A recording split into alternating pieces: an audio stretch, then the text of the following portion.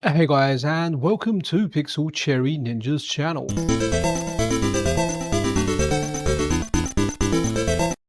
where we are once again, guys, looking at the best in the world of retro and related gaming news. So guys, if you're not subscribed to the channel, then a subscription and a like is super duper appreciated. Don't forget to check out our sponsor, the Zaparoo project.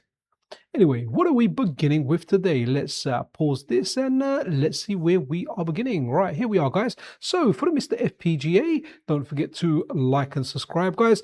We now have Sega Mega Play. What is this exactly? Well, it's the arcade version of the Mega Drive, which has a number of games available for it, including games like Sonic, Streets of Rage, and I think Golden Axe as well. Now, I haven't had a chance to actually test this out yet, but a buddy of mine, Chris's Retro Gaming, uploaded a video of this in progress. Wow, it's got Shinobi Return of the Ninja Master as well. So they uploaded this video so you can have a look at it. Now, currently it's not available via update tool. If you do want to go and grab this for yourself and you want to experience the Mega Drive in the form of an arcade machine, well, an arcade machine that had a Mega Drive. Now, what I can't remember, I remember seeing the Nintendo ones, and I can't remember when you put money in whether you got a timer or whether you got, arcade style, you played until you died. I can't remember. If you can remember, let me know. I do intend to check this out on the weekend and let me know. Shall I do a Mega Drive stream this weekend? Because we've got stuff like Paprium working, we've got Mega Play, and obviously we've got awesome Mega Drive stuff already. So let's have a look here. So if you do want to get this, guys, head over to Shane Lynch's GitHub, where you can download the beta. There you go. It was released 19 hours ago. Big shout out to Shane for all the work that he does, all the contributions for the MiSTerFPGA scene. But here you go, guys. Biohazard Battle, Columns 3, Golden Axe 2, Golden Axe 2, Revision B, Grand Slam, Gunstar Heroes, Mason Wars, Shinobi 3, Sonic 1, Sonic 2, Streets of Rage 2, and Tecmo World Cup. So those are all the games that are available there. It's just a different way of experiencing the Mega Drive. It does look really funny with insert coin flashing on a Mega Drive game. Doesn't feel right, it feels wrong, but it feels right and wrong at the same time. So next over here, guys, these games are now available via update tool. I didn't actually know, so thank you to a member of my Discord server that pointed these out. So these are the games that the Jesus Fish has been working on, and the first one that we're looking at here is Power Instinct 2. Honestly, this is such a brilliant fighting game. Look, it looks like the dude Axel from Streets of Rage, but you can be like an old granny in this, an old granddad, and when you do a Hadouken, guess what? Her dentures fly out and hit the opponent. It's freaking good. Now, these are currently work in progress calls, so the Jesus Fish is working on them, but definitely something to check out. Just run update tool and enjoy.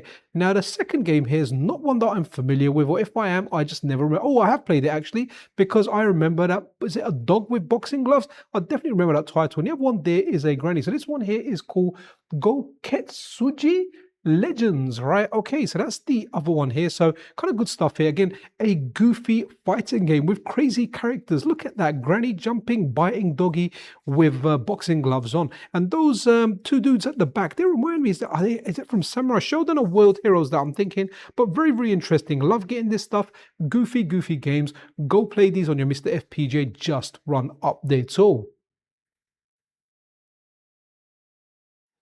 So next here, guys, we have Paprium working on a version of the Sega Mega Drive called for the MiSTerFPGA. Now, there are issues with it. I remember doing videos where the sound was either faster, slower, the balancing wasn't right. People saying like the 6-button controller option isn't working. Well, it looks like Pez is updating this, and we are now on version 0.4. So missing music cues now play, stage clear, continue, game over, XYZ or XYZ done from the UK, XYZ buttons now work, kinda, so you may have issues there. SD-RAM tweak that may help reduce some of the odd enemy animation glitches. So what's really cool about this as well, where this has been improved on the MiSTer, because this uses the Mega Drive core and the work that Crix and Co have done on the Mega EverDrive Pro. The great thing is, if the MiSTer core gets updated or there are changes in the MiSTer, they get fed over to the Mega EverDrive. And I guess if things improve on the Mega EverDrive, they will come over to the MiSTer. So this really is, well, it goes to show how great a community we are, how the retro gaming scene helps one another. If we just go over to release notes, which I've got up here for the pro version, the latest thing here, video game music player update, and as well as that, fixed reset handling for Paprium mapper when 32X is attached. So there's some kind of changes there, maybe not exactly the one Pez has done, but hopefully it will go there. Okay, so Rodimus FPC here has added, I think, something to the Pac-Man core. Now, the Pac-Man core has been out for quite some time. If you see here, the GitHub here goes as far back as 8 years. So we're talking early days of the MiSTerFPGA. But if we go into releases where we have an update from 19 hours ago, let's have a look. So all here, 8 years, 8 years. We're going to find something here for yesterday. Here we go. So I guess the new games here are Junior Pac-Man Speed Up and Junior Pac-Man. So if you were interested in playing those, you can head over to this GitHub, download these, and is this Mr. DeVille? I don't know if you'll get these via update tool. You may be getting them via update tool. If not, you can just download the RBFs and the MRAs manually and enjoy this variation of Pac-Man. I'm not too clued up about everything about Pac-Man, but if that's your jam, then go and play Pac-Man. A Patreon post here from Zaparoo. So Zaparoo Frontend version 1.2.0 and core version 2.150 is out. So the main thing we're going to focus here is the front end, because Wizzo has done a fantastic job. Wizzo and team have done a fantastic job bringing over a premium and, well, really, really good front end. And the guys keep working, they keep improving, and updates are coming, improvements are coming. So Zaparoo front end version 1.2.0. The headline for front-end is built-in updater. There is now an update tile right on the hub that runs the MiSTer downloader for you. So you can update your firmware cores in Zaparoo without leaving the front end or dropping back into the MiSTer menu. CRT is also first-class part of the settings now, with CRT mode, NTSC power selection, and screen calibration all in one place. On top of that, you get custom artwork, system names, faster startup and browsing. Jump to letter view menu for long lists, and launchable ROM-less MiSTer cores showing up in the other category. So there you go, guys, and obviously update to the core as well. So I won't read that part out, but really good stuff there. So thank you for everyone for supporting it, especially Andre Bagassi, man. This guy's been doing a lot of work in the FPGA gaming and the Zaparoo community. So Andre, shout out to you, man. Okay, something here from Antonio Velena. Let me get it right. Antonio Velena. I always go to call him Antonio Vanilla. I know that's wrong, and I don't mean to disrespect your name. It's just when I see it like that, reading by association, I keep thinking vanilla. And I'm a vanilla type of guy, actually. I like vanilla.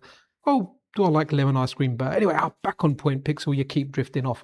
New SNAC JAMMA adapter for zero lag in MiSTer, available on my store. Now, if we click on Antonio's store, there's usually ever just a couple in stock whenever I get a new thing here. So here you go, SNAC JAMMA, €70 and 2 in stock. So if we click the different variations, I guess it is, I don't think it's 2 of everything. Maybe he'll make that custom thing for you. So I guess Antonio works out how popular it is, and if it is really popular, I imagine he would make more. But if this is something you're after, you might want to check out Antonio's website.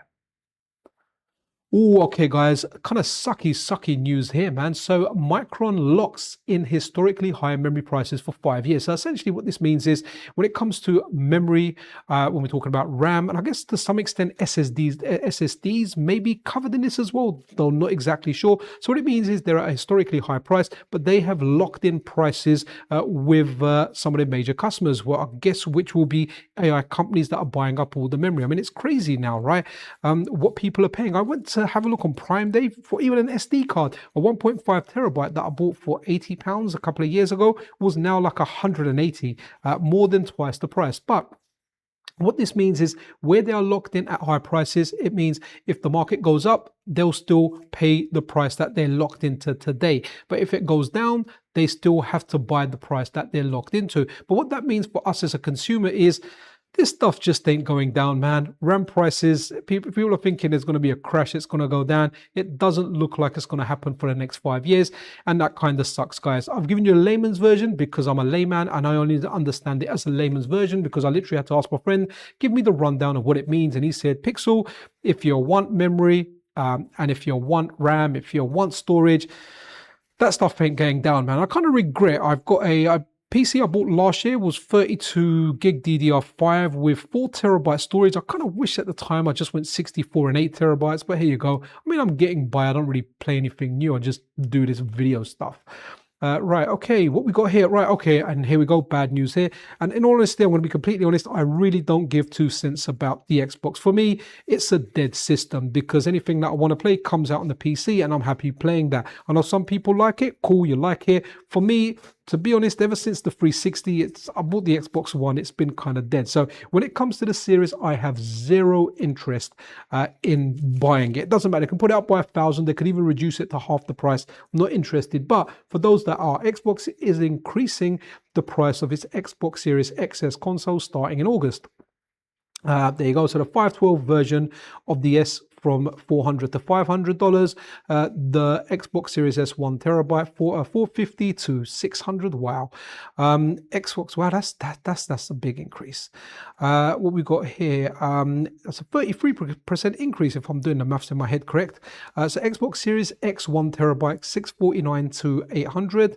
And then Xbox Series X 1 terabyte digital $600 to $750, and I think they're discontinuing the 2 terabyte version because they don't want to put up the price. So either way, guys, it sucks. I mean, who would think your technology would appreciate it? It is absolutely bananas, guys. Okay, so this is kind of interesting here. Right, okay, I think in my UK price it was around £60, so maybe around $80, right?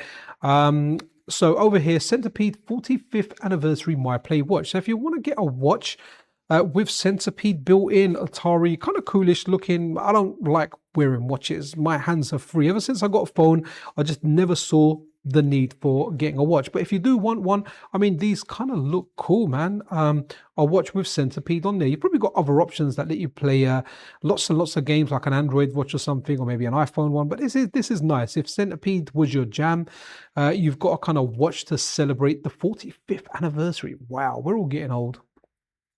Okay, this is really cool. Took a while to load, but guys, this is Half-Life 2 in a web browser. You know what? Let's give it a little bit of a play. So I'm not going to make it full screen. Let's just go new game and see how it loads up. Wow, okay. Start new game. Is it going to take a while or is it going to do it straight away? All right, let's have a look. No? Okay. I don't want to do this video because I just kind of doing it in one take. Maybe. All right, so guys, oh, here we go. Look, it's loading. If it's going to take ages, I'm going to close this tab. But you can play Half-Life 2 via your web browser. And wow, this is crazy, guys. Imagine this. At one point, guys, this was cutting edge. This was gaming at its finest. This is what benchmark your PC. This is what you played. But wow, guys, it's in a browser, man. Absolutely freaking amazing. So I'm going to close this because... ooh, where's my mouse cursor gone? My mouse cursor's disappeared. Okay, let me bring it back. Right, I'm closing this window, guys. What's going on here? Why is it not letting me close this? Okay, let's have a look. Okay. Ah, here we go, closing it now. Right, so there you go, guys, that works. So we're having a look at Half-Life 2 in a web browser. I saw Renpu.com talk about this. So a hacker has emerged who compresses the file size of FPS masterpiece Quake down to about, wow, shrunk it by 1,000, man, like 1 or 1,000 when it comes to size, and ports it to the browser.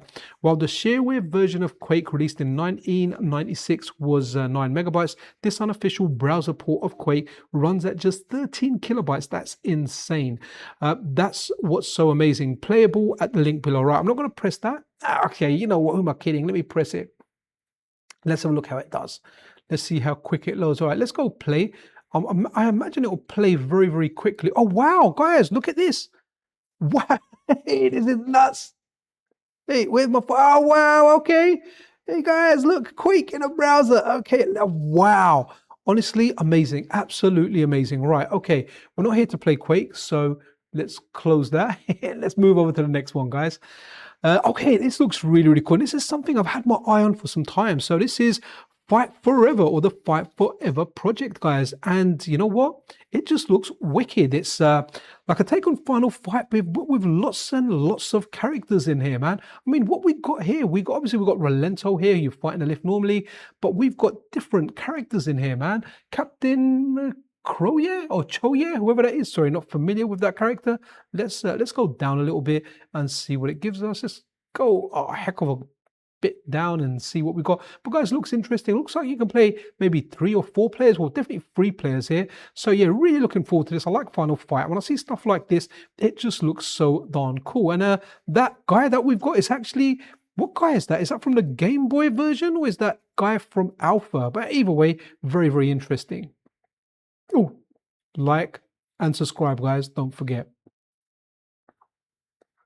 Okay, this again looks interesting. I'm going to do the same thing here. So Commando AGA Amiga port work in progress. So this is really interesting. This looks like the arcade game Commando from Capcom now being ported over to the Amiga. So interesting stuff there. I really did like Commando. I'm pretty sure there was a C64 port that I used to play because I remember playing it. I had no idea it wasn't out for the Amiga, or maybe it was different on the Amiga and this is the arcade version now. So interesting here seeing someone, or seeing Jean-Francis Faber porting this over to the Amiga. Okay, another thing here from Renpu, man, like they always put out really, really good darn news. So guys, look, essentially here, Konami's masterpiece Castlevania gets an unauthorized remake version that's finally here. The game had its Windows version available for several years now, but with the release of the Android version, you can now play on even cheap Chinese emulation devices. And look, there's a GitHub link here. I'll just preload that here so I can show you guys. I played this on Windows. It's very, very good. If I remember which one it is, this is the one that actually has a map as well. So it's classic Castlevania with some map stuff going on. It played really, really darn well. Here you go, Castlevania Revamped. It's well worth checking out. And if you're someone that hasn't played it because you didn't have a PC, or you just like Android gaming, or that's your main device, go check this out now. If you're a Castlevania fan, definitely worth it. But let's quickly have a look at the GitHub. There you go, guys. eBooty, okay, eBooty, Castlevania Revamped Open Source Edition, available now to play on Android. There you go. You can see that APK right there. And what do we have here? Okay, Indie Retro News, guys. Thank you once again for the tag. Really appreciate you guys. Over here, Indie Retro knows Indie Retroid News. Infestation, the follow-up to the incredible homebrew, has arrived, or Infestation 2, I think. There, trendy way of writing it. The follow-up to the incredible homebrew has arrived on the C64. Guys, look at this on the C64. It just looks so good. Now, some people go, okay, there's much better games out there. We've moved far beyond games that look like this. But I always like to think of myself as that kid that had this Commodore 64, was playing lots and lots of games on there, and seeing this game, this is a game I would have instantly went, yeah, I'm playing this. Look how darn good it looks. Look at the way that bat is moving. So always interesting seeing this stuff. C64, I've seen some really amazing stuff on there. So good stuff here, man. And where are we here? Okay, this was kind of interesting. Actually, a shout out to Time Extension, because I think I originally saw an article from them, and then later on I saw this somewhere else as well. So this is interesting. It's an iPhone case that kind of turns your iPhone into a Game Boy. So what's kind of interesting about it, it looks like you can pull it down and flick it around. So you don't, when you want to use your phone, you've got the D-pad and the buttons covering the back, but when you want a game, you kind of pull it out and it's at the front. Now, this isn't a controller that requires pairing, so it's not something you have to charge separately. It seems like those buttons are interacting with the screen below. So hopefully the buttons are there in place. If not, you may need to do some adjustments, but it does kind of look interesting. I've always been curious about stuff like this as to, will I ever do it? I mean, I'll probably never play it, but it does look interesting. And it looks interesting as a phone case, to be honest, just like that. And all of a sudden, there's a train delay. As long as you've got enough battery, you can just go and play Pokemon or whatever the heck it is that you do want to play. So there you go, guys. It's $40, which I think is quite reasonable. And the models it supports is 15 Pro Max, 16 Pro Max, 17 Pro, 17 Pro Max. My kid that's 12 was like, Dad, can I get an iPhone 17 Pro Max? I was like, get out of here. You're too young for a phone. But I'm an Android guy, so this isn't something that's going to be for me. Okay, so an article here from Time Extension, which I think is really, really cool. So here's the strange thing. It's Dragon's Lair running on the Dreamcast. So essentially here, someone's got those laser disc games working. I think it's this dude here, Troy Davis. So Space Ace, let's give this a little play. Space Ace on Dreamcast. And there you go. There's a GitHub over here. We will click that. Laser disc game player based on Hypsia Senji API. Just re-encode your videos with the Dreamcast FMV encoder and use with DC Syn. So it seems like there's a bit of work involved because most people aren't going to distribute copyright files.